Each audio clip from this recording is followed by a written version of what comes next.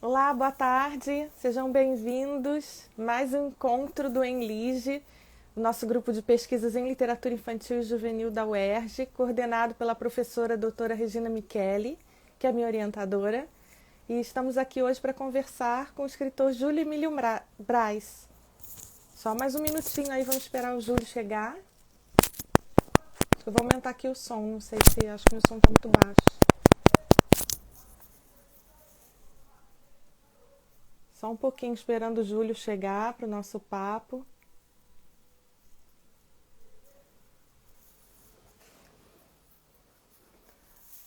Bom, gente, enquanto o Júlio não chega, eu vou fazer a apresentação dele para quem já está por aqui. Deixa eu só pegar aqui um instantinho.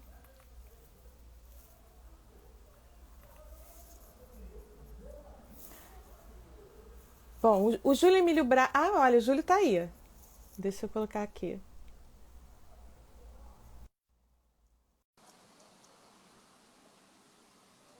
Estou aguardando o Júlio. Já deu autorização aqui, mas não está entrando.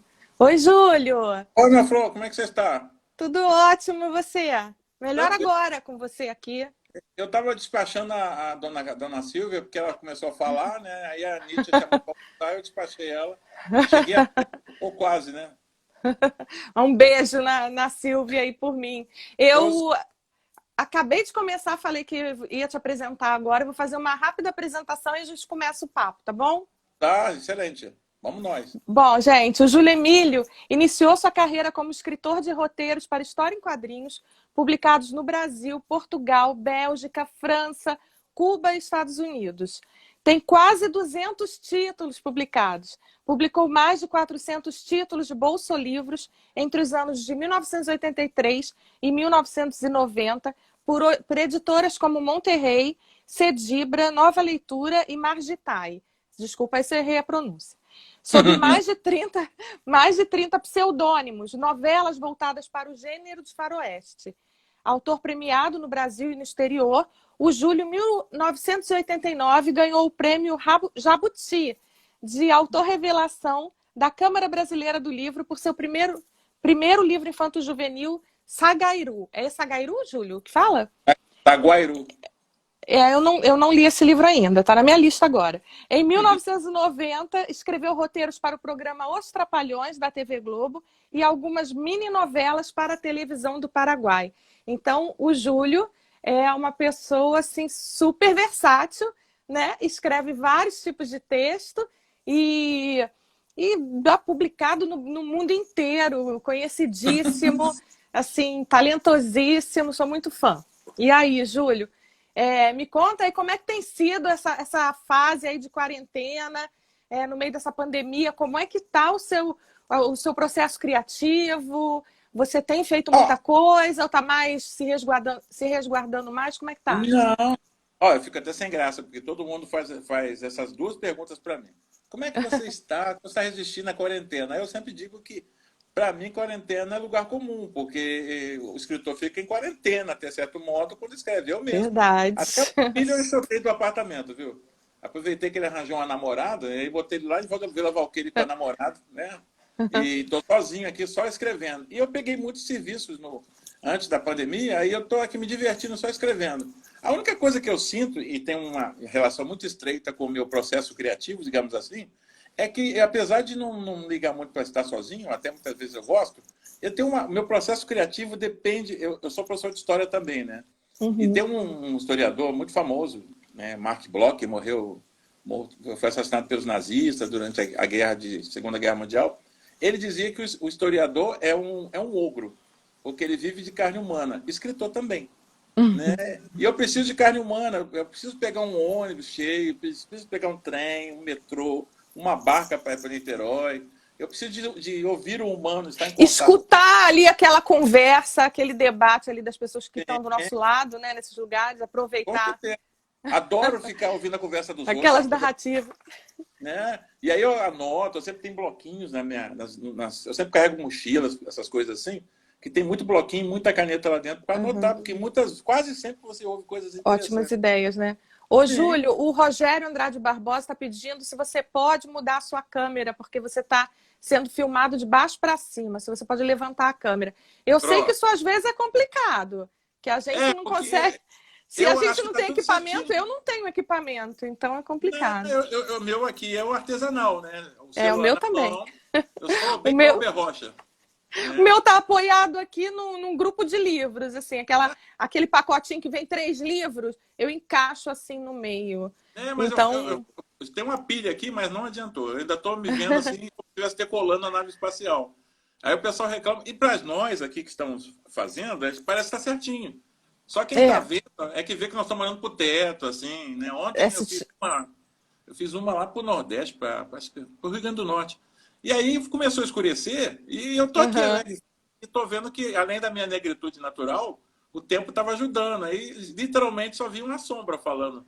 Tá Aí, cortando agora a sua cabeça, Júlio. Tá, pois é, porque eu suspendi demais, né? Eu tenho que fazer um. pois é. Melhorou? Agora melhorou, né? Melhorou. É. O Christian Rogério. Davi tá mandando um abraço para você aí. A Regina Drummond falando, Grande Christian. coloca. É, querido, né? A Regina Drummond falando, coloca olho no olho. Rapaz, agora você me Aí, pediu. 2 escritores queridos aí, 3, né? O Rogério também tá Nossa, aqui. e uma Tem outros importante. aqui também. Marcelo Pimentel também tá aqui, ilustrador, muito bacana. Tá nós. Estamos bem aí na foto. Estamos Vem, mal vem, no vídeo, mas na foto tá bom. vem cá, Júlio, conta pra gente aí essa tua carreira maravilhosa. Então, são 200 livros publicados, Júlio? Olha, É isso faltam mesmo? uns 3 ou 4, mas tem 3 ou 4 para sair. Então, assim Que que acabar a pandemia, maravilha. eu tô lá. Você sabe, eu vou te falar com toda sinceridade, nem eu, sendo honesto aqui, nem eu acreditava que duraria tanto tempo. Porque, na verdade, não foi uma coisa planejada. Eu sou, como eu já falei, professor de história, né? E sou também. É Unirio, né? Você é formado pela Unirio, né? Foi no Rio. Não E é qualquer universidade. não, foi uma delícia, adoro história, viu? É. E aí também fiz contabilidade, né, na escola, porque até é uma história engraçada, porque eu fiz o ensino médio num colégio particular. A única vez que eu tive uma experiência em colégio particular, lá em Olaria, e assim, eu trabalhava de dia. E aí a minha mãe foi lá naquela de mãe mesmo, minha mãe era mãe mandona, sabe? Aquela que é uma ditadura esclarecida, né? Ela manda e a gente obedece. E aí ela perguntou assim, meu filho, o que você vai fazer lá? Eu falei, mãe, tem magistério e tem contabilidade. Ela falou, não, magistério não, meu filho. E aí ficou enchendo minha paciência para fazer uma coisa que desse dinheiro. Na cabeça dela, dar dinheiro era contabilidade. Só que eu detesto números. Então eu sou técnico em contabilidade, mas não gosto, né? E aí eu estava trabalhando assim alegremente para ajudar a mãe, inclusive, né, que a família era pobre, e perdi emprego. Não achava emprego em lugar nenhum. E um amigo do meu irmão era um boca grande, sabe? Ele falava para todo mundo no bairro lá em Ramos que eu era escritor. Eu não era escritor, eu escrevia. É diferente. E aí um dia Por ele que falou é assim, diferente, Júlio? O que define aí o escritor? Como é no que meu é? caso, Explica pra que eu gente. vivo disso, é eu vender o negócio. Enquanto eu estiver escrevendo, botando na gaveta, eu sou, em tese, escritor, mas pessoalmente, recebendo um cachezinho, o direito autoral, eu não sou, né? Eu sou apenas um cara que escreve. E aí o rapaz, eu nem lembro o nome dele, olha que maldade. Ele trabalhava na editora VEC, que ali no centro, era no centro da cidade, na Rua da Resende, e a VEC, como todo editor que se preza, e todo brasileiro, criou 8 revistas de histórias em quadrinhos de terror, arranjou 30 e poucos desenhistas e esqueceu só de um pequeno Nossa. detalhezinho insignificante. Quem escrevesse os roteiros. Escritor. Só tinha 2 coitados lá, né? Um era o editor, não valia. E aí eles ficaram desavorados que as revistas, incrivelmente, fizeram muito sucesso. E aí eles procuraram, aí perguntaram aos funcionários, você conhece alguém que escreve? Aí ele lembrou de mim e falou, vai lá, né? Só que assim, eu nem sabia que pagava por isso. Eu já estava feliz só de mostrar para as garotas no bar que eu era escritor de revistas, né? E aí fui lá, cheguei lá, até engraçado, eu cheguei lá, ele perguntou se eu tinha experiência, obviamente eu menti, porque eu estava desempregado, e a conta de luz estava indo para o 2º mês sem pagar, você sabe o que acontece. Nossa. Aí eu menti pro cara, ele gostou, eu levei um monte de coisa de quadrinhos, nenhuma servia, mas tinha uma que dava para adaptar para quadrinho de terror. E assim que eu comecei, ele me ensinou a fazer o roteiro também, o Otacílio Barros, um cara legal pra caramba. E eu comecei meio assim, eu vou fazer, ganhar um dinheirinho aqui, que ele falou que paga, e depois eu vou procurar um emprego de técnico em contabilidade. Só que eu fui começar, gostou, aí a revista tinha a revista tinha assim, uma propaganda, no final uma folha que perguntava ao leitor o que ele mais gostou na revista que tinha lido. E a história que eu fiz fez um sucesso assim assombroso.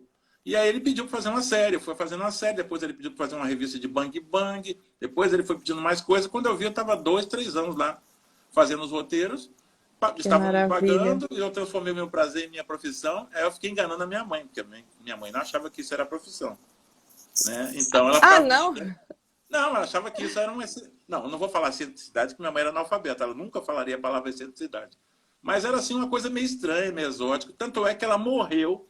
Quando alguém perguntava para ela assim, qual a profissão do seu filho? Você acha que ela falava escritor? Ah, meu filho é contabilista. Ah. Mas olha, ela tinha Ah, orgulho de tinha. você. Mas a minha mãe era aquele negócio, ela tinha que manter a fama de má dela, né? Então ela não dava bola para mim. Ela falava assim, não, meu filho ele é muito esforçado. Porque a minha mãe não tinha medo de nada, mas tinha medo de olho grande. Então, quando falava assim, nossa, seu filho, né, tá fazendo sucesso, e não sei o quê. Quando eu apareci no Jô, pronto, quase assim, o bairro inteiro caiu no ombro, nas costas da E velha. como é que foi isso do Jô? Foi na época do Bang Bang? Foi na época que Não, já estava fazendo roteiro para os não. Trapalhões? Você sabe que foi assim, eu lancei um livro pela editora Melhoramentos, e a Melhoramentos resolveu fazer uma divulgação. Eu pensei que fosse um programinha de rádio, uma matéria de jornal, coisa e tal. De repente eu ligo uma moça lá para cá, falo assim, eu sou aqui da produção do Jô Soares. Primeiro que você sabe que eu não acreditei, né? Uhum. Mas tu acha que o Jô Soares vai ligar para um cara que mora lá no Cafundó do Juda? Mas era a produção. Fizeram uma entrevista, porque eles entrevistam antes de você ir lá falar no Jô. Fiquei quase uma hora com a mulher. E aí me convidaram por causa do livro. A ideia era até falar do livro. Nós conseguimos falar do livro, da Melhoramentos, está por aí. Mas o Jô se encantou com essa história de Bang Bang. E aí ficou falando aquele negócio, era para falar mais coisas sobre o livro. Acabou, foi muito rápido o livro da Melhoramentos. Os caras Qual era o livro da Melhoramentos na É época? o Griot, né? É um livro que conta uma história de... É bem bacana a história. Ela se passa na Nigéria e um grupo de meninas que estudam no norte da Nigéria num colégio católico. Só que o norte da Nigéria é muçulmano. E aí, de vez em quando, tem aquelas erupções de violência grande lá na Nigéria por causa disso. A história começa lá. O colégio, durante uma confusão, é atacado. O protagonista é um motorista de táxi que é muçulmano, mas ele, por razões que nem ele entende, ele casou com a católica, que era professora da escola. E ela salva 5, 6 meninas e ele se compromete com ela antes dela morrer, que ele, se sobrevivesse algum aluno, ele levaria de volta no trem que estava levando os sobreviventes para a capital. Né? E ele vai escoltando as meninas. Né? E como as meninas estão muito traumatizadas, durante a viagem, ele rodou a África toda, ele conta lendas de vários povos da África. Né? E chama-se Griot, exatamente, que o Griot é um contador de história, né? A grosso modo. O Rogério está aí, não posso falar que é um contador de história, que é muito mais complexo esse negócio. Né? E assim, foi legal, foi gostoso, achei muito engraçado, matei minha curiosidade, o que se bota naquela caneca do Que Jô Soares. bacana. O que tinha na caneca? Conta pra A gente. caneca literalmente bota o que você quiser. Né? Não tem nada de mágico, nem afrodisíaco naquele troço. Né? Por exemplo, eu fui no dia que a Maria Beltrão foi, ela bebeu vinho, bebeu a garrafa inteira, não só a caneca. Vou entregar a Maria Beltrão aqui, ó. E foi o filho do Ziraldo que trabalha com trilhas. Aí foi até engraçado, porque primeiro era a Maria, depois era eu e depois o filho do Ziraldo. Só que o Jô, ele mudou a colocação. E eu fui o último. E o filho do Ziraldo tinha pedido uísque. E botaram o uísque na caneca. Só que quando trocaram, botaram que eu ia beber água. Uhum. O cara quase teve um ataque no programa. Porque ele não queria água, ele queria uísque. Né? Uhum. E você eu teve que beber o uísque, né? Não teve jeito. Eu sou mineiro, né? Quando eu vi que foi trocada a posição, eu sabia que ia vir o uísque para mim. Eu pedi, moço, eu quero água. Aí aquele garçom lá, o chileno, trocou, me deu uma aguinha gelada. Eu acho até que era Perrier, um negócio assim chique, sabe? Podia ser água da Sabesp, não tem problema. Não, não, não. A nossa amiga Ana Pro, a escritora, também está falando aqui que ela também foi no Jô. Também teve um momento, celebridade. Bacana. A minha então esposa, porque eu era casado com outra moça, quase morreu. Ela falou assim, era muito tímida, falou, não disse que eu estou aqui. Você sabe que a primeira coisa que eu fiz foi dizer que ela estava lá, né? As câmeras focaram nela. Até hoje ela fica lá naquela imagem, porque você sabe que nas escolas, muitas escolas que eu chego, os caras ficam mostrando aquele negócio.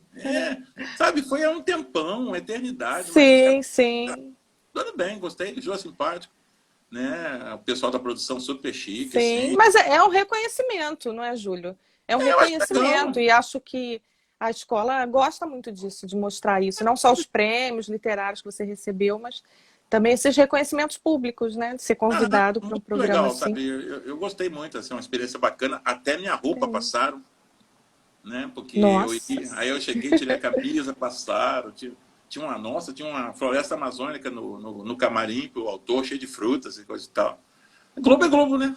Sim, não, mas a gente se surpreende, né? Que como escritor a gente não espera muito isso. Então, quando eu vou numa feira literária também, que sou tratada assim de uma forma com mais cuidado, eu me surpreendo. Ou numa escola, que tem escolas que tratam a gente como celebridade mesmo, né? Mas é muito Verdade. bacana ver esse Uhum. retorno. Faz bem pro ego, né? Vamos combinar assim. É, É. é, Eu é. vou dizer um negócio, sabe?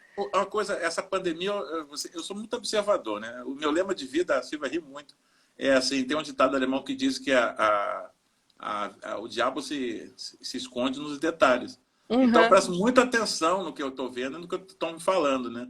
E aí eu fiquei muito chateado, porque você percebe como essa coisa de ser bem tratado como escritor é uma coisa assim que mexe com a gente. Por quê? Sim. Tá todo mundo no RJ de manhã, tem aquele negócio de o que você está fazendo na pandemia. Tem gente fazendo ginástica, correndo, saltando, quicando, falando com a mãe, tipo que tu, em tudo quanto é Uhum. canto. Mas ninguém está falando. Outro dia mostrou um menininho, a matéria teve 40 segundos. Eu até tive o trabalho de cronometrar. Um menininho, um solitário É. menininho, falando que estava lendo. Olha, Isso me dói que na alma. maravilha. É Porque verdade. literatura, assim, o óbvio, você está trancado, confinado em algum lugar, o que você vai fazer? Pensa aí, raciocina você. Exato, lê, né? É o Lê. óbvio do óbvio. É. Não, e aí eu Para tinha, todo para meu mundo. azar, eu leio, eu vejo alguns noticiários, eu gosto de ver noticiário fora do Brasil também, eu sou rei da notícia. E aí eu vi 2 da BBC e um do Deutsche Welle. O da BBC pegaram, não era velhinha, era um garotão de, sei lá, 20 anos no máximo. Ele falou que estava lendo um livro de Dickens, né? Os Nossa, papéis de que bacana. Pickwick. Desse tamanho os papéis de Pickwick, ele estava lendo.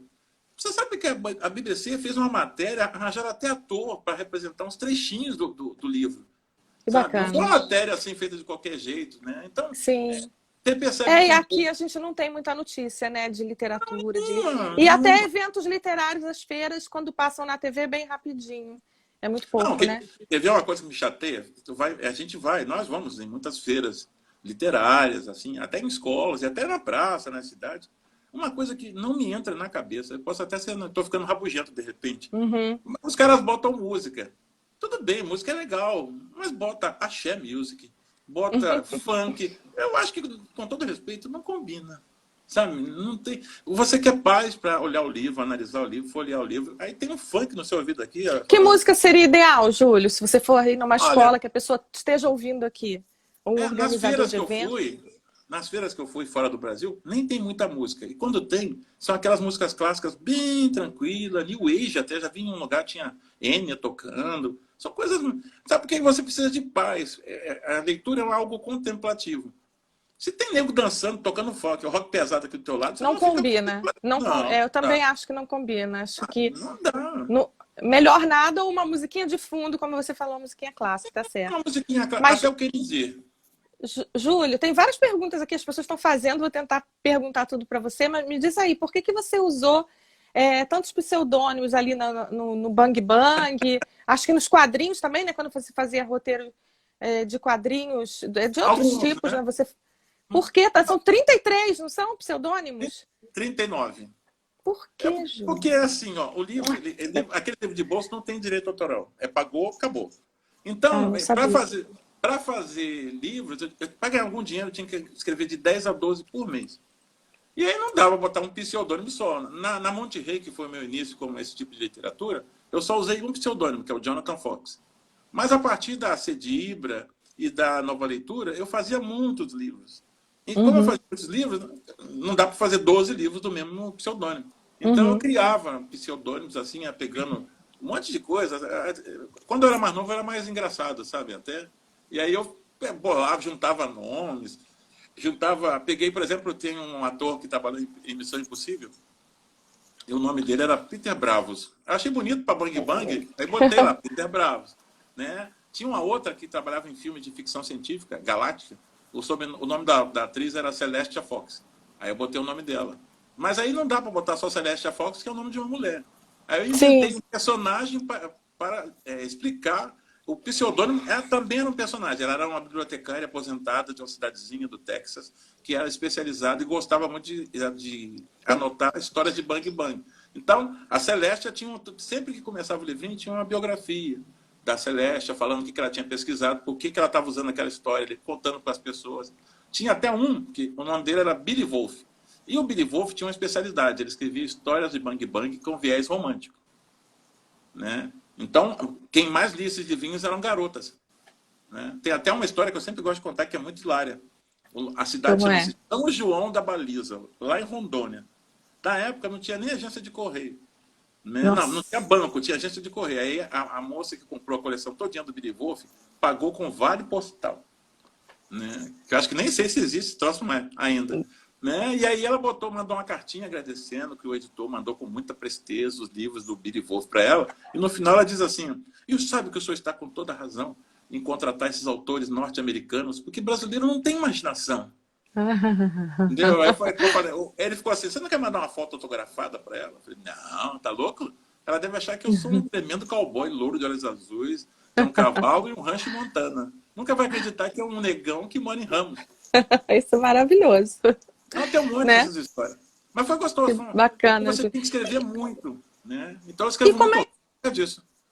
E como é que você chegou na literatura infantil, na literatura juvenil? Como é que foi isso? Dois caminhos.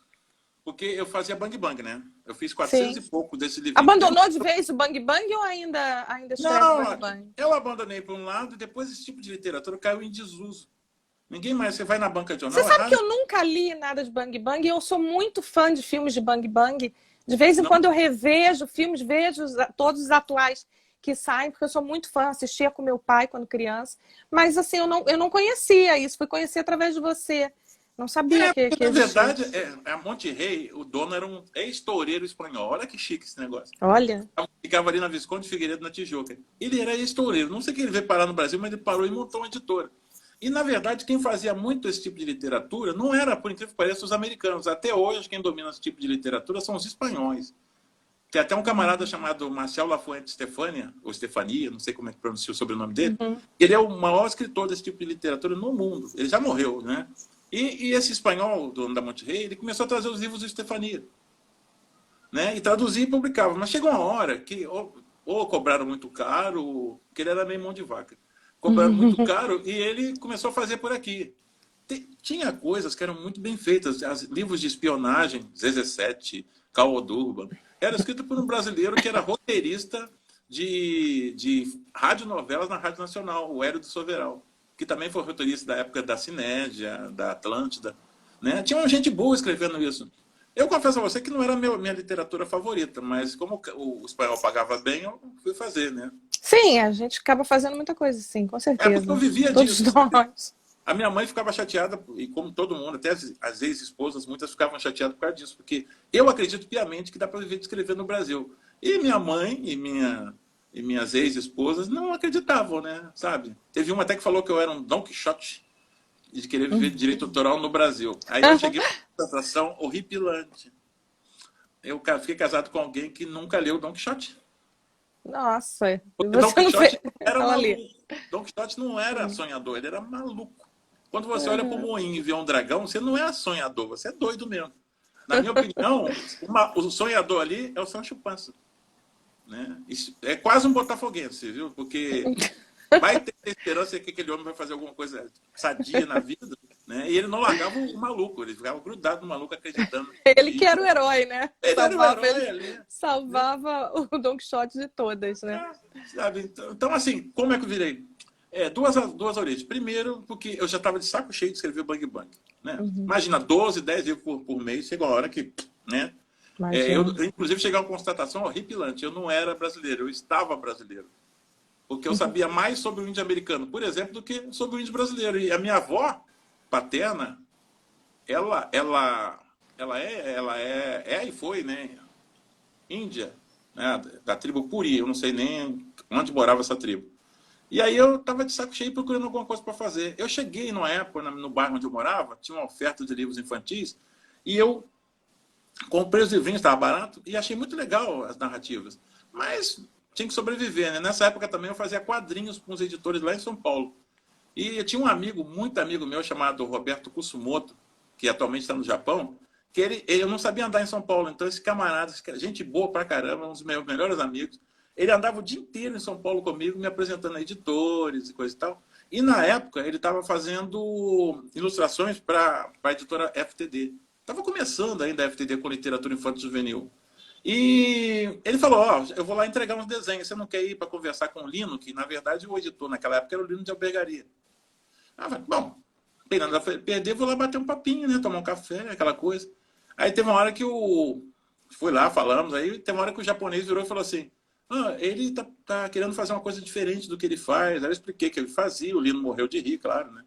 E aí ele falou, você não tem nenhum original aí para mostrar para mim? Eu falei, não tenho, mas eu tenho um em casa. Vou te contar uma coisa muito feia, o Lino ele está vivo. Você não tinha? Não, era mentira. Eu já fiz isso também, com editores. Quando alguns editores ligam para aqui, eu tô precisando Você tem aí? Outro dia foi um cara, falei com ele. Sei como é. Aí eu falava assim, tenho sim, né? Em seguida eu desligava o telefone. Aí eu, como voltei do ônibus, que eu não ia para São Paulo ainda de avião, né? Eu nem gosto de avião. O que eu fiz? Eu fui, né? Fui lá. Na volta, eu lembrei que tinha lido uma matéria na revista de domingo do Jornal do Brasil sobre animais em extinção do Brasil. E um deles que me encantou, assim, achei meio bobo, né? O lobo bobo, era o lobo-guará. Aí quando eu cheguei na rodoviária do Rio, já tinha uma história de um lobo-guará que era caçado por um índio através do Pantanal. E o índio nunca pegava, porque o índio só se sentia índio quando estava no meio do mato. E a desculpa dele para ir para o meio do mato é que ele ia caçar o lobo, mas nunca pegava. Né? Aí escrevi esse livro, é o Saguairu, né? E mandei, depois de um mês, eu acho, eu mandei. Né? Eu escrevi o livro em 4 dias. Aí mandei correndo para ele, só que nesse meio tempo trocou de editor, né? O Lino foi embora e entrou uma moça chamada Ione, né? Na FTD, e a Ione não se interessou pelo livro. Aí ela devolveu para dizer, já estou com o livro aqui, eu vou ter que tentar vender o livro, né? E aí eu fui na Record, gostaram, mas depois desistiram. Depois eu fui mais 2 ou 3, até que caiu na Atual, que nem existe mais. E a Atual, o cara, Paulo Condini, gostou muito da história, vamos publicar, mas aí também quando foi publicado finalmente, já não era mais o Paulo Condini, era a Sônia, uma escritora de livros infantis lá de Belo Horizonte, muito famosa até, né? E o livro saiu, eu fiquei feliz quando eu recebi com aquele meu rostinho na orelha do livro, eu quase tive um infarto fulminante, né? Porque não era aquele livro de Bang Bang com um nome esquisito que ninguém nunca saberia. Né? Já era Júlia Emílio Braz. Ali, já era Júlia Emílio Braz, eu fiquei feliz. Minha mãe, britanicamente, comemorou de maneira conspícua, não fez alarde, não só mostrando para a vizinhança. Né? E aí, o que acontece? Não, acabou, né? Vou escrever meus Bang Bangs. Só que, um belo dia, chegou um telefonema de São Paulo dizendo que eu era um dos finalistas do Prêmio Jabuti. Olha. Opa, que legal, o primeiro livro, que fera que eu sou. Mas também, aí mandaram a passagem de ônibus, que eu não gosto de andar de avião, então mandaram o cometão para mim, eu fui. Mas, eram 5 finalistas. E aí, quando eu peguei a lista, eu vi que tinha o nome de um camarada muito famoso, Paulo Leminski. Nossa! Aí eu pensei, o cara morreu? Ele vai ganhar o prêmio. No Brasil é assim, né? Morreu, vai ganhar um nome de rua, um prêmio. E aí eu sentei no auditório do Cultura Artística, literalmente para perder, né? Curti uma banda de jazz que tinha lá, o coquetel era muito bacana. Aí sentei e fiquei fleumaticamente esperando lá dizerem o nome do Paulo Condini. Paulo Leminski. Tô lá esperando o Paulo Leminski. Aí começa assim, naquela época, não sei se ainda é assim. Falou o nome dos livros, botou a cara do autor do livro lá no telão. Eu já fiquei feliz, né? E aí tô lá. Aí a mocinha bonitona lá fez igual o Oscar. Abriu, mas no Oscar o cara fala, The Winner is... e manda ver. Lá não, lá foi assim, o vencedor nasceu na cidade mineira de Manhumirim. Aí eu olhei em volta, peraí, não tem 2 aqui. Na minha cidade é pequena para ter mais de um aqui no recinto. Aí eu, acho que eu ganhei. Como eu fui preparado para perder, eu literalmente não sabia o que eu tinha que fazer, né? Não tinha preparado um discurso, nada? Nada. Um Vou perder, né? Vou perder. Aí tanto é que eu fiquei parado na cadeira enquanto a moça estava falando lá, tipo, venha Júlia Emílio Braz, e eu lá. Aí o Paulo Condini, que estava assim perto, me pegou assim, cutucou, eu levantei. Aí tinha a Faninha Abramovic, que estava perto também, outra figura. Ela foi me empurrando e o pessoal foi empurrando, e a descida para o auditório era inclinada. O último que empurrou, eu fui na inércia, né? Quase Nossa, tropecei, caí no palco, aí subi, nossa. engatinhando. Cheguei lá, a moça sorriu para mim, perguntou uma coisa a falar. A única coisa que eu pensei de falar foi obrigado. E Cena nem de deixei, Oscar mesmo. não, eu nem deixei a moça me dar o troféu. Eu peguei tinha um monte assim. Estou Eu, nervoso. puf, tava nervoso. Puf, peguei um e fui embora. A ideia era me entregar heroicamente, talvez ela apertar minha mão, era bonita, né? E aí eu tô vendo depois que eu sentei lá com o troféu, o coração assim, ó, Que eu bacana. tô vendo a mulher fazer assim para mim, né? Eu achei que ela tava me homenageando, né? Não, Sim. era a Mariângela Haddad, eu tinha na pressa, peguei o troféu dela. Não, que Aí ótima história. quando foram dar o troféu para ela, surpresa, tinha o meu nome do troféu. Ah, espera ele na porta lá, entrega, vai troca com ele. O pior foi que eu quase matei uma pessoa muito importante da literatura infantil juvenil. E Nossa. quando eu desci com o troféu debaixo do braço, coração batendo, alguém falou assim, parabéns, conterrâneo. Eu passei literalmente por cima do cara, empurrei o cara e fui sentar, morrendo de medo, tremendo dos pés à cabeça. Aí no dia seguinte, o telefone tocou na casa do vizinho, que eu não tinha telefone, eu tinha que usar o do vizinho. Eu nem sei como é que ele conseguiu o telefone do vizinho. E aí o cara falou assim, mineiro, Bartolomeu? mineiro? Não, Quem? segura aí, tu vai morrer de rir. O cara ele falou assim, o mineiro é um bicho muito besta, né? Basta ganhar um prêmiozinho que nem vê o outro. Eu quase atropelei o Ziraldo. Como é que eu não vi o Ziraldo com aquele cabelo Pois branco é, dele? Não, aquela tava muito figura. doido. Mas depois ele acertou os ponteiros, né? Tranquilo. Mas foi assim. Aí eu gostei, né? Pô, ganhei Bacana. prêmio e fui escrevendo. E ajuda, viu? É prêmio honorífico, não tem grana, mas ajuda. Sim, Porque quando você manda outro livro, não é o Júlio Emílio Braz mandando um livro. É o Júlio Emílio o Braz, prêmio. vírgula, ganhador do prêmio Jabuti de Autor Revelação, que está mandando livro. A pilha, pelo menos, é menor. Exato, Né? Nesse aspecto é exato. muito bom. Né? É simplesmente o maior prêmio literário, né, do Brasil. Olha, eu vou ser Ainda é. sincero contigo, muito honesto, viu? Quando você ganha o prêmio, se você for um autor porcaria, você não vai ficar melhor porque ganhou o prêmio. Quando Sim. você ganha o prêmio e é um baita autor, também não vai ficar melhor. Então, assim, mas é um reconhecimento. Eu adorei. Como o que eu ganhei fora do Brasil também foi muito interessante. Tem mais. É muito engraçado lá, porque é cheio de rococó, né? Principalmente para alguém que não fala alemão, né? Sim. Eu só consegui falar, vou tentar, né? E eu fui desenho. Ué, Que maravilha. A Meg Antunes, a escritora, né, também está perguntando que ano foi esse Jabuti. foi em 89, né?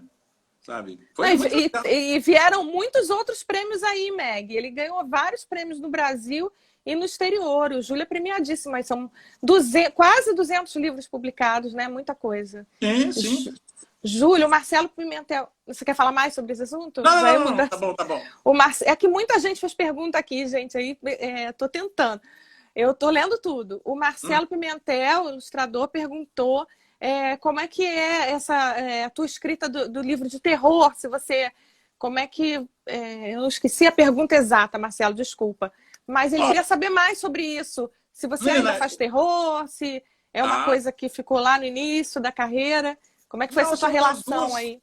são minhas duas paixões, né? Em termos literários, a história policial, né? E história de terror. Eu sou daquele garotinho que ficava em casa, só tinha uma televisão em casa. E aí as emissoras de televisão Tupi, Globo, passavam filmes de terror da Hammer, da Amicus, só no final da noite. Então, eu até adquiri uma audição perfeita porque minha mãe, se a minha mãe visse que eu estava lá vendo filme de terror na televisão, ela vinha e desligava. Aí eu tinha que botar bem baixinho para ver o seriado. Né? Christopher Lee, Peter Cushing, aquela turma toda, né? E aí eu gosto de terror. E o outro é o policial, sabe? Assim, desde sempre, desde que eu ganhei o meu primeiro livro do Sherlock Holmes, da minha tia, né? Eu sou enlouquecido por terror, por policial.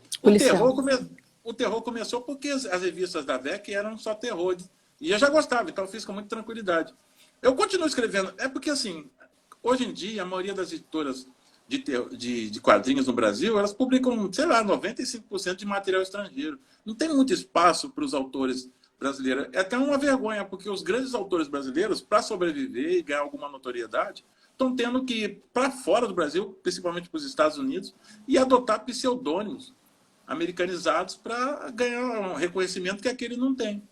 Né? Verdade. Então, assim, continua. Eu confesso a você que me dedico à literatura infantil o tempo todo. Mas mesmo nessa literatura, eu tenho vários livros de contos de terror. né? Porque eu curto terror, né? O Lovecraft dizia que a primeira emoção do homem foi o medo. Então, todo mundo gosta de levar um sustinho, né? De vez em quando, né? Com Bem certeza. controlado, né? Um Covid no meio da rua não é um sustinho, é um baita susto, mas um É. vampirinho, um lobisomem tá no esquema, né? Eu gosto muito desse tipo de literatura, não só para ler, como para escrever também. E o policial, assim, como eu te falei, Sherlock Holmes, eu sou um Holmes maníaco, né? Sim. Tanto é que em 2015 eu realizei o grande sonho da minha vida, pelo menos a vida infantil, né? Que eu fui em Londres, né? Quando eu li o Estudo em Vermelho, né? Foi o primeiro livro do Sherlock. Eu prometi a mim mesmo que um dia iria na casa do cara. Obviamente eu era Nossa. criança, né? Porque não tem a casa do Sherlock Holmes. Mas tem um museu, né? Que na verdade é uma reconstituição perfeita do onde ele morava, na pensão da senhora Hudson, né? Aí eu fui lá, me senti assim, sentei não era nem para sentar, mas não tinha ninguém para dizer que eu não podia sentar. Eu sentei lá na sala e fiquei esperando. Infelizmente ele não apareceu, né? Mas foi legal pra caramba. Então eu adoro. E eu gosto do policial dedutivo, sabe? Dashiell Hammett, Woody Handel, o próprio Conan Doyle, o Chesterton, esse pessoal todo. Vou te contar um segredo da minha vida. Sim. A TV Não Cultura conta tem pra que... ninguém. Não, tá bom. Ninguém tá ouvindo, só nós dois. Não. A TV Cultura, por razões que nem Freud explica, resolveu passar as histórias do Padre Brown à meia-noite e 45. Como eu adoro o Padre Brown, eu durmo em dois tempos. Eu durmo até mais ou Uhum. menos 12 horas, eu acordo e fico até umas 2 vendo o Padre Brown, né? E Não dá vendo pra também perder. Contos da Meia-Noite, que é um programinha lindo. Sabe que eu cheguei à conclusão? Brasileiro, principalmente as autoridades, emissoras de televisão, eles adoram passar cultura à meia-noite. Por que não Não. passa esse troço de 7, 6 horas da tarde, 7 horas da noite? Mas, pô, passa Contos da Meia-Noite, é uma coisa linda, feito com contos de autores brasileiros maravilhosos. Pô, os caras passam 1 hora da manhã. Não, ninguém tá vendo isso. É um pecado. Nossa, é para encaixar ali na rede, né? O que eles Né? botam durante o dia é o que tem Sim, mais sim. Aí, visão. nada contra documentários sobre a natureza da BBC, mas você podia Uhum. tirar um daqueles documentários e botar. É 10 minutos o Também programa. acho. E até a audiência que eu, aqui, várias outras pessoas que estão aqui no grupo, com certeza aqui na É um live, barato, menino. gostam também. Com É muito certeza. bom. São 10 minutos da literatura brasileira na sua essência maravilhosa. Né? Ontem, por exemplo, foi o João do Rio com o bebê de Tarlatana Rosa, né? Narrado simplesmente pelo Abujan. Nossa, que chique. Nossa. Nossa, Nossa, isso, e eu gostei da dica, TV Cultura, não é isso? é Tá. impressionante. O Padre Brown é meia-noite e 45 e esse programinha fantástico de 10 minutinhos 10 passa 1 minutos. hora, 1 e pouca. Absurdo Nossa, isso. horário péssimo. Ô, Ah, Júlio, mas vem cá, você não fica só no terror e no policial, você tem muito uma pegada também do social, né? Vou sim, falar dessas adoro o social. questões sociais como racismo, como a miséria, as dificuldades, né, que as pessoas enfrentam, né, no dia a dia dela. Então, é uma coisa muito atual o teu texto. Eu acho muito bacana isso. Acho que o jovem, não só o jovem leitor, todo leitor, né, se identifica com o teu texto também por isso, né? Você Com sabe essa que atualidade. eu odeio quando eu falo isso, mas é um dado de realidade. Meus livros, não estou me gabando não, mas meus livros são sempre atuais. Porque esse país é um país imobilizado. Ele não vai nem para frente nem para trás. Aqui não é nem o escritor que está falando, é o professor de história. Ele não vai nem para frente. Então, assim, tem livros, Criança na Escuridão, ele foi escrito, é meu favorito, sobre meninas de rua. Ele foi escrito em 92 e publicado em 92. Ele é super atual. Quem me dera ser feliz fala de desemprego. Ele é atualíssimo. Então, assim, o que me chateia por um lado, não por ter escrito os livros, mas o fato de que as coisas não mudam nesse país. Todo livro meu não é uma peça arqueológica, é um fato concreto, está acontecendo nesse momento. Hoje eu recebi uma nova reimpressão do Corrupto e o livro fala de corrupção, né? Sabe? Então, assim, tem esse lado. Eu adoro debater isso desde que eu comecei a escrever para jovens, porque eu comecei escrevendo para jovens. Depois é que eu fui escrever para criança. Para criança. E eu não queria escrever livro para jovem de aventura, de história de detetive, aquela coisa que eu li quando era criança. Eu queria mostrar a ele o mundo. E quanto mais eu conseguia ser guardado numa redoma pela minha mãe e pelo meu pai. Então eu vivi um mundo feliz. A minha infância foi extremamente feliz, apesar de ter sido lá na favela da Maré, né? Mas hoje não existe isso. As crianças são confrontadas com a violência, com a desigualdade. Não tem redoma para proteger esses meninos, até porque encontraram uma porta para a realidade, que é o computador, a televisão e assim por diante. Verdade. Então não adianta esconder isso deles, né? A palavra mais idiota no dicionário hoje, que não tem sentido prático nenhum, é segredo. Né? Não tem segredo para essa garotada. A Silvia ganhou de presente ainda a sobrinha dela, uma sobrinha neta, a TT. A TT tem 2 aninhos. A TT é fofa demais, eu vejo as fotos. Não, a TT é um doce coco. E a TT, ela pega o celular e consegue, ela consegue ligar para as pessoas. Olha. Essa é a geração pior do que a que está aí, de jovens e crianças. Né? Essa aí já está totalmente tecnológica. Inserida nesse universo, né? Já nasce sabendo. Sim. Então, essa garotada vai ser uma sociedade que ninguém vai conseguir esconder nada delas. Eu espero que elas sejam inteligentes, seres pensantes, atuantes. Né? Eu não vou salvar o mundo, porque o próprio Mário Quintana já tinha falado, assim, bem de leve para mim, que a gente não muda o mundo. Né? O livro não muda o mundo. O livro muda as pessoas. Que se conseguirem a proeza, no caso do Brasil, de se juntarem, consegue até mudar o mundo. Né? Porque a gente tem um problema muito grave. Né? Aliás, temos 2 problemas. O primeiro é que nós somos individualistas à medula. A gente pensa sempre no eu. Bota a máscara no queixo, aliás, não sei se você sabe, mas foi feita uma pesquisa muito séria em Londres, que o queixo mais bem protegido contra a Covid é o do brasileiro. A gente vê, é só a gente sair na rua que a gente vê. Não tem Covid que pega o nosso queixo. Infelizmente, pega o resto, né? Sabe? Então, assim, e a outra coisa que tem a ver com essa coisa, porque não tem mais como você... nós não somos um povo totalmente... E outra coisa, é meio galhofa, mas eu tenho uma opinião muito minha de que esse eiro no brasileiro atrapalhou muita gente, viu? Porque o sufixo eiro define uma profissão. Padeiro, engenheiro. Então, quem era o brasileiro inicialmente? Era o cara que vinha lá de Portugal, detonava todo o pau-brasil, levava lá para a Europa e não ficava aqui. Então, esse processo predatório nos define até hoje, porque nós não temos... Eu posso até apanhar do pessoal quando sair da live aqui, fica todo mundo jantado, mas eu tenho uma noção de que nós não temos nenhuma noção de pertencimento. A gente o Brasil não é nosso. O Brasil é de alguém, mas não é nosso. E esse desapego com o Brasil se estende ao outro. Você bota a máscara no queixo que você é invencível, mas o outro que você vai ter em contato com ele não é. Então você vai matar um cara.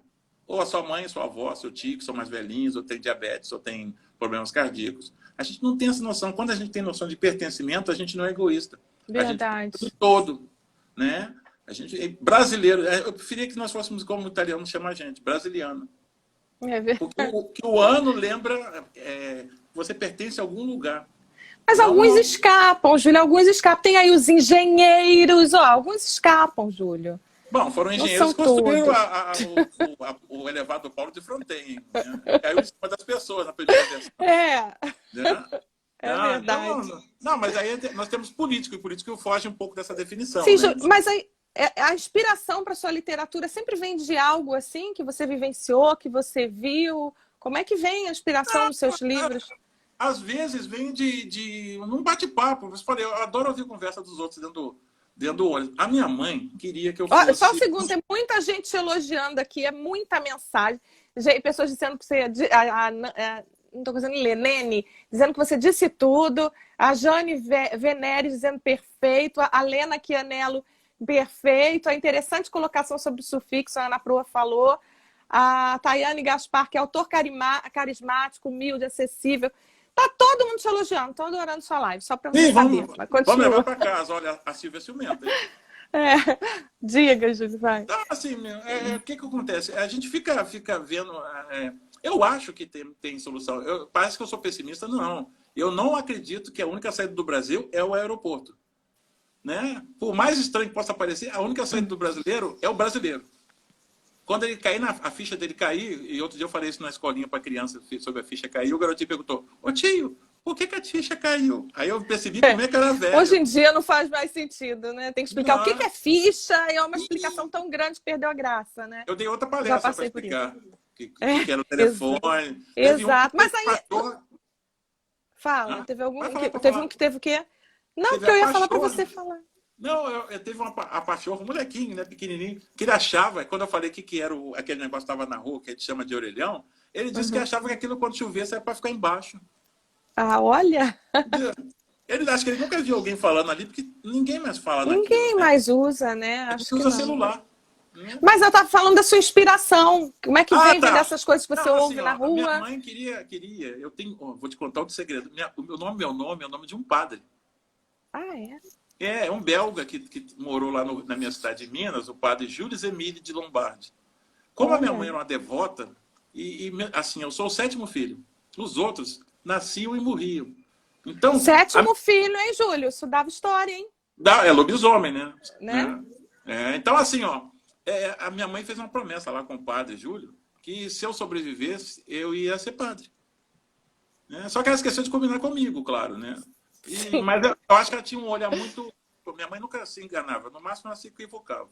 Então, eu acho que ela percebeu que eu sou um bom ouvinte, porque basta eu entrar no ônibus e ficar 10 minutos, que quem está sentado do meu lado sempre começa a puxar conversa. E gosta de contar a história da vida dele. Eu acho que eu tenho um cara de padre confessor. E aí eu ouço muitas histórias, mas assim, eu também leio muito. Só de jornal são 3 por dia. Porque eu tiro Nossa. histórias do jornal, revistas. Quando eu morava, eu reportava assim para minha ex-esposa. Ô, dona Márcia, o seu Júlio lê todas aquelas revistas que chegam aqui? É claro que eu leio, senão não ia assinar, tá maluco? Né? Pois é. E aí tirava ideias ali também. Né? Então, assim, a rigor, as minhas ideias aparecem tudo quanto é canto. Eu confesso que eu gosto dessa coisa do papear, né? Eu sou muito papeador. Porque minha origem também é dos meus tios em Minas. A televisão naquela época acabava às 10 horas a programação. Era a TV Tupi, que a única que pegava lá no morro era a TV Tupi. Aí aparecia a cara do índiozinho assim na tela e acabou. Né? Então a gente muitas vezes não estava com sono. Aí eu tinha um monte de tios e tias que contavam história. Né? Isso é tudo que você quer, é um tio contador de história. Né? O meu tio Zé Lourenço, por exemplo, era o rei da assombração. Ele só Nossa, que contava história de maravilha. terror, mas assim, não era qualquer dia. Tinha que estar chovendo, de preferência com relâmpagos e ventos e coisa assustadora. Né? E aí ele contava pra gente lá. Já a tia Bina contava histórias tipo Pedro Malazarte, anedotas. Tinha outro tio que contava histórias de cangaceiros, de jagunços, porque eu moro numa cidade, lá perto da minha cidade, tem uma cidade chamada Mutum. É uma cidade que você indo e voltando, você consegue ler na placa o nome da cidade, que dá no mesmo, Mutum. E Mutum tinha fama de ter muito jagunço, gente que matava seu desafeto por R$ 10. Né? Então, assim, cada um contava um tipo de história. Então, eu vivo ouvindo histórias. E eu só fui ver televisão lá para os 12 anos, 10, 12 anos. Né? Então, sabe, assim, a história faz parte. Então, tudo surge, qualquer coisa é ideia. Documentários, assim, eu vivo vendo documentários na televisão. Né? Eu sou um devorador e adoro saber das coisas. Né? Eu sou um chato. Na escola eu era horripilante, coitado do professor de história. Né? No início do ano ele gostava de mim, no segundo semestre ele me odiava. Porque eu deixava Mas ele sempre você deixava ele sair o quê? de Não saia vi. justa, porque eu fazia perguntas que ele não sabia responder. Né? Porque eu via assim, o Gengis Khan morreu de dor de barriga. No dia seguinte era batata, eu chegava lá na escola, professor, como é que o Gengis Khan morreu de dor de barriga? Ele não sabia, né? Sabe? Então ele ficava doido comigo. Quando ele me via levantar e fazer assim com o dedo, ele olhava Já para o outro ficava lado. preocupado. Não fazia pergunta idiota, não. Era pergunta Sim, mas sobre... era muito questionador, curioso, né? ainda sou, né? É, que bom. Você é muito comunicativo mesmo, Júlia. A gente se conheceu. Eu estava no iniciozinho da carreira, numa feira literária, acho que lá em Porto Alegre, aí na sala dos autores, eu toda tímida, não conhecia ninguém. Você já me puxou, sentou, conversou, contou sua vida toda, como se a gente se conhecesse há muitos anos. Eu achei aquilo fantástico, muito A bacana. comunicação é muito legal, É adoro muito esse papiar. receptivo você.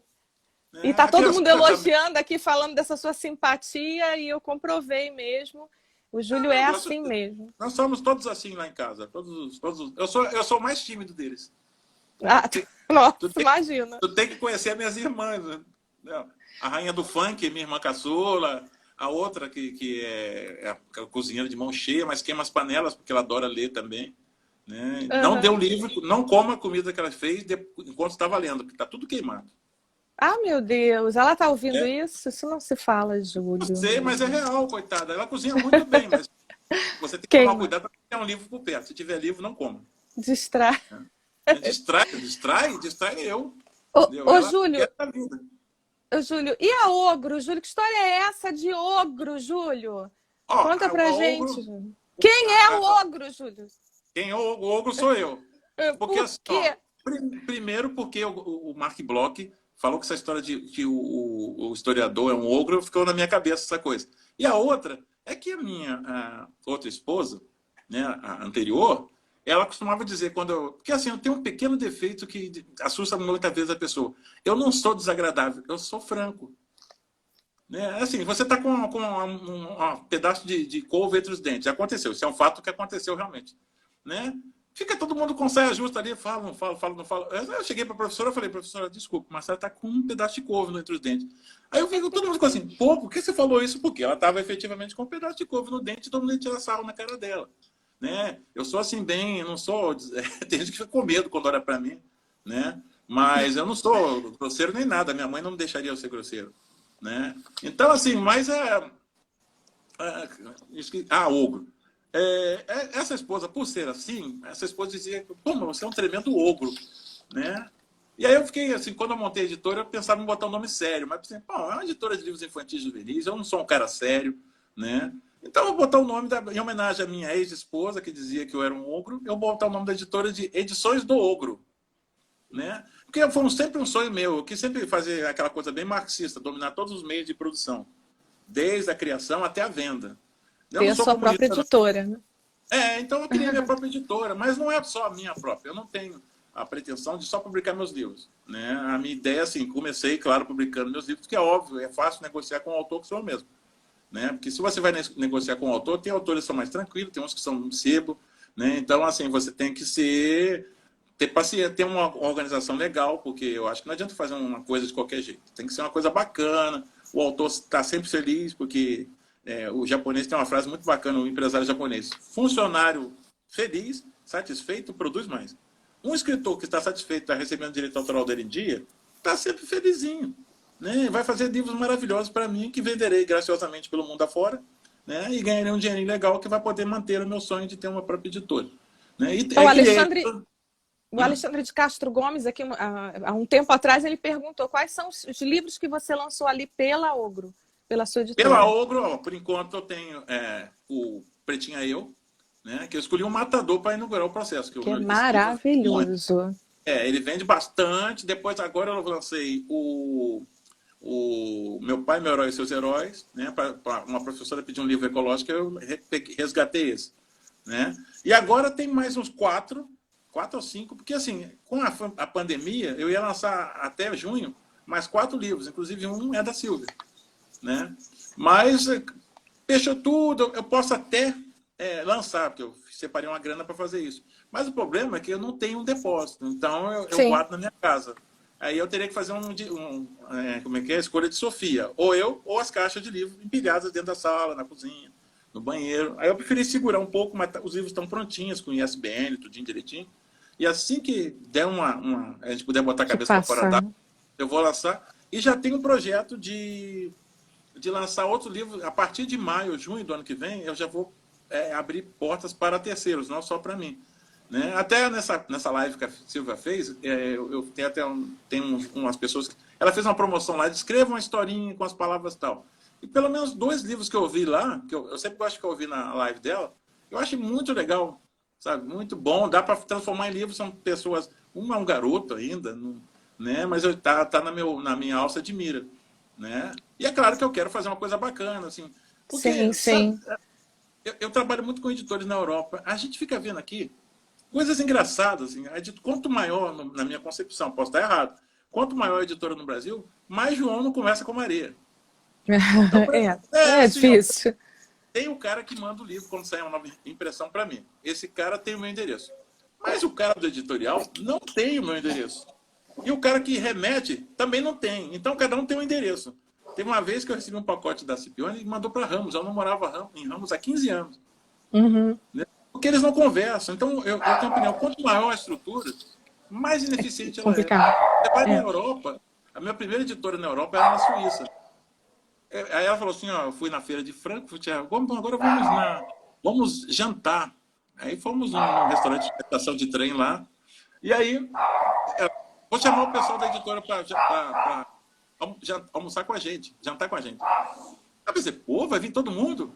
Eram 4. Olha, Ela, bem a enxuto, né? secretária dela e mais 2 funcionários. E acabou. Sabe? Por quê? Porque a diagramação é terceirizada, a ilustração é terceirizada, a impressão, tudo é terceirizado. A essência da editora é uma de 4 pessoas numa sala grande, em Zurique. Não tinha mais ninguém. Né? Sabe, aqui não, aqui tem É outro muita gente. processo. É. Mas acho que vai mudar, né, Júlio? Já vem mudando aí por causa da crise, muita gente foi Eu acho que vai demitida, mudar as muito, editoras viu? tiveram que enxugar e agora com as pessoas trabalhando em casa, eu acho que isso está mudando. Vai mudar muito. Essa coisa de home office, esse troço todo, É. os escritórios no centro da cidade estão ficando todos vazios. Porque os empresários descobriram que home office dá. Sabe o que acontece? É uma coisa que vem do resquício da escravidão. Os senhores de escravos não confiavam no escravo, obviamente. Então, depois que acabou a escravidão, esse tipo de visão do empresário ficou em cima do empregado. Você não consegue acreditar que o empregado sozinho em casa vai cumprir as mesmas tarefas que ele cumpre, né, sob o seu olho lá no escritório. E é uma bobagem. Porque se o cara não fizer o trabalho dele, ele vai para a rua, lá no escritório ou em casa. Então, isso é infantilismo. Sabe? É igual futebol. Para que concentrar? Ah, porque o jogador vai para a farra. Ele vai para a farra mesmo concentrado. Tá aí o Neymar e outros jogadores que ficam concentrados e vão para a farra do mesmo jeito. Né? Então, isso é bobagem. Isso é coisa de cara que não leu Adam Smith, inclusive. Né? Sabe? Então, assim, eu acho que vai mudar. E já está mudando. Já está, com certeza, Júlio. Júlio, a Ana Proa, quem mais aqui? Outras pessoas perguntaram se você está recebendo originais já. A Meg Antunes, como é que é? Assim, Já está recebendo? Podem te enviar?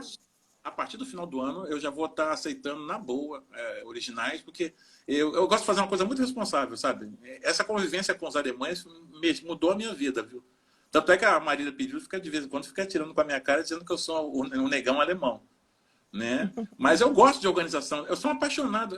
O país que eu mais gosto de visitar e trabalhar com eles é a Alemanha. Porque, assim, eu cheguei participar de um evento em Colônia, visitar escolas, participar da feira de livros, até quantos espirros eu poderia dar estava incluído no negócio que veio com a programação todinha. Ó, nessa escola você pode dar 3 espirros. Né? Eu adoro essa coisa. São muito organizados, né? Atirar pela Feira de Frankfurt, né? Que é uma feira de negócio maior do mundo. Eu adoro os alemães. Tem gente que fala, pô, mas você negão gosta. Qual a coisa? O que tem a ver um negão gostar de Alemanha? Né? Eu sou apaixonadíssimo pelos alemães. Eu gosto de organização. Por exemplo, eu já estou planejando lançar os livros de outros autores em maio ou junho. Não vai ser em abril que eu vou resolver fazer isso. Sabe? Tá, então as pessoas têm que esperar. As pessoas já podem te enviar? Espera um pouquinho. Olha, poder pode, mas eu vou logo avisando que eu gosto de falar. Até nisso eu sou alemão. Vai ter que esperar até no final de março para eu começar. Eu vou analisar antes, obviamente, porque a análise é sem compromisso. Tá. Mas começar a meter a mão no breu, eu quero esse, eu quero aquele. Júlio, nosso tempo está acabando. Falta 1 minuto e 40 segundos. Eu queria te agradecer e pedir rapidamente se você podia indicar um livro seu ou mais, que para quem não conhece ainda o teu trabalho, que livro você indica assim para começar a leitura? Olha, obviamente quem não conhece, porque esse é muito antigo, Saguairu, né, que é meu primeiro livro, meu prêmio Jabuti. Preciso ler. Crianças na Escuridão, que é o meu mais publicado fora do Brasil. Maravilhoso. E tem prêmios em língua alemã direto. Né? Tem também Fala Comigo Pai, que eu gosto muito. Tem um de lendas africanas que vale até pela ilustração, que é do Grande Salmo Dança, né? Lendas Negras. Né? Okay. Tem Papéis de Lucas, o blog da Marina, Longas Cartas para Ninguém, que fala de um tema muito pertinente hoje em dia, que é o suicídio. Né? São 189, gente, eu não vou falar todos aqui. Sim, mas assim, para começar, tá uma boa lista. De terror, eu recomendo sempre, de terror, tem 2 que são maravilhosos.